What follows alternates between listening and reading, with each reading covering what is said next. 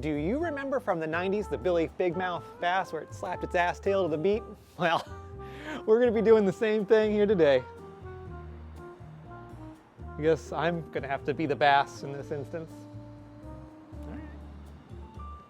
Today, I'm going to be installing a Rockville SS8 under-seat subwoofer and amp combination. Now, I chose this unit for two very specific reasons.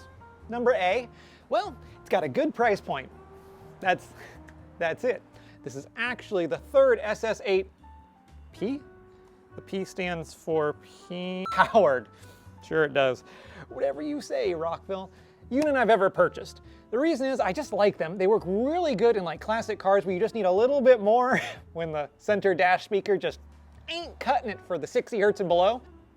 This right here is the outside of the box. Wow, that's reasonable.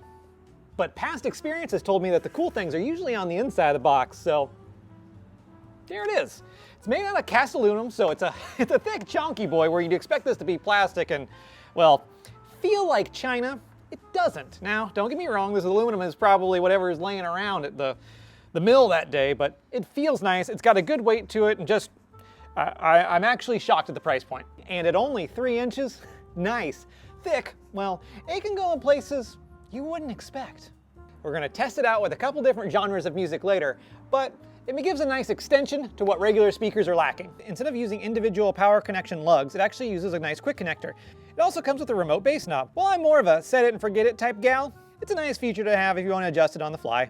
We're also going to be taking a look at their installation kit. Now, this isn't included with the unit, but it actually is worth mentioning because it's reasonably priced. Would I put this on a competition rig and use it to start a vehicle?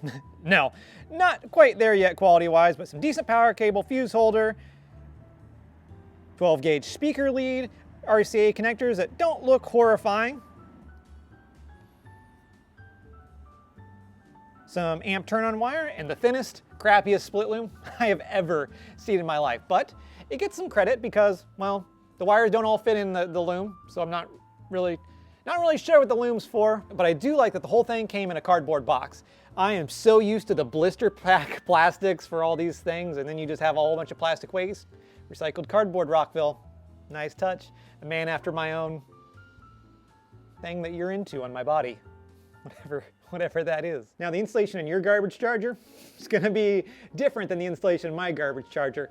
Our amp is just going to go on the package tray on the back of this 63 Buick Riviera, and it's got a trunk-mounted battery, oh yeah, deep inside her, that we're just going to run the power and ground to. Now, we're going to run the amp turn-on wire up to the head unit up front.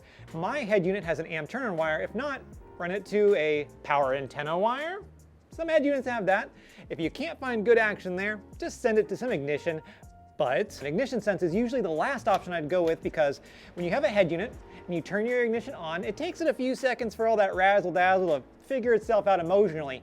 But your ignition turned the amp on immediately. So when your head unit sends out its signal and it pops on for the first time, it usually sends a thump to your subwoofer. Think of it as just a silly order of operations thing where you want your head unit to always come on first before your sub and amplifier gets powered up. Now, the first thing on our options list is phase control. Basically, if it's louder when you have it on or off or in phase, out of phase, just leave it on that. Basically just swapping which way your power and ground are connected from your speaker leads or RCA. For all intents and purposes, don't read into that too much. Now, your next setting is going to be auto on. If you're using the high level inputs, aka hooking to the speakers and running leads down like that, you could use it to turn it on automatically and not hook up a remote wire. But if you're using an RCA input from aftermarket head unit, sorry kids, still going to be have to run that remote wire. Next up, it's going to be your low pass filter. I have mine set exactly to 121.7 hertz-ish. Actually, that's kind of right where my speakers and my rear deck taper off, according to their sound sheet. But the gist and jelly sandwich is this. As your speakers from inside the cabin start not being able to reproduce sound, you want this to start being able to produce sound. So play with this until you get the right amount of, highs and lows going through this thing. But believe me, it does not sound good when you send vocals to a subwoofer. Next up on our agenda is the controversial subject of bass boost. We're going to leave ours pretty much set to 0. We're going to have the knob up front, which will basically do the exact same thing, but from a potentiometer mounted nearby, which brings me to input gain. Now, don't go honking all this thing all the way up. That's not, well, that works, but that's not the way to do it. My personal way of setting input gain is to sit in the car, listen to it with it on low. If it's not enough, I'll go and pop it up a couple dings, and see how it feels. Don't go too crazy or you're just gonna enter muddy water. And that's unfortunately where a lot of people review this thing and they just call it muddy swamp bog.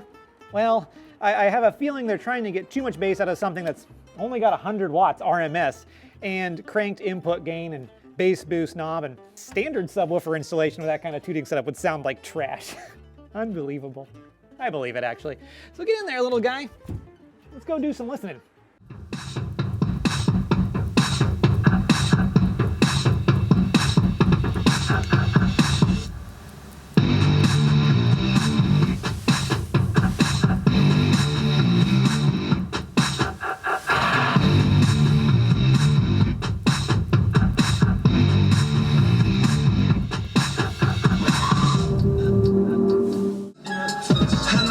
Like communist. No, I can never ever get back all the things I missed. But I'm that man, I think you got the gist. Put your tulips in a twist. Hang out boss like communist. No, I can never ever get back all the things I missed.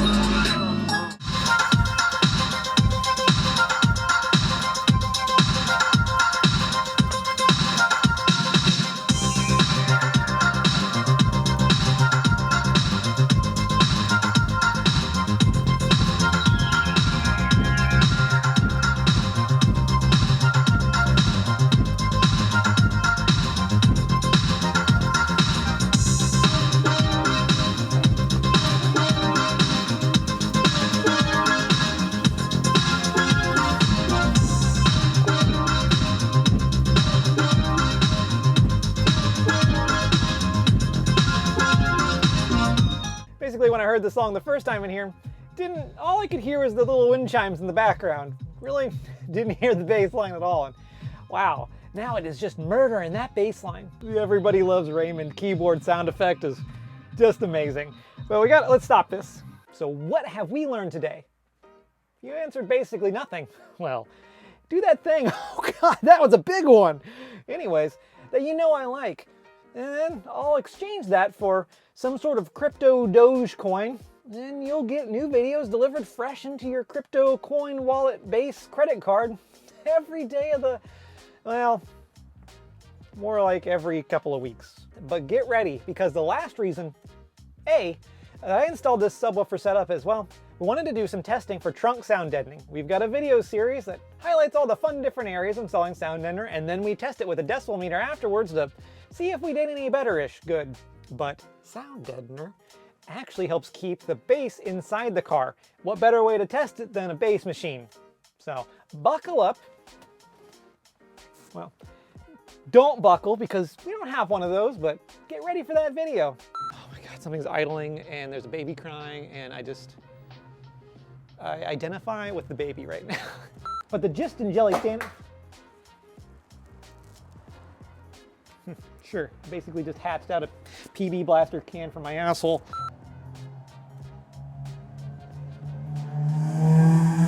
Get it. Get out of it, get it. But get it back in it. Just do whatever you think needs getting.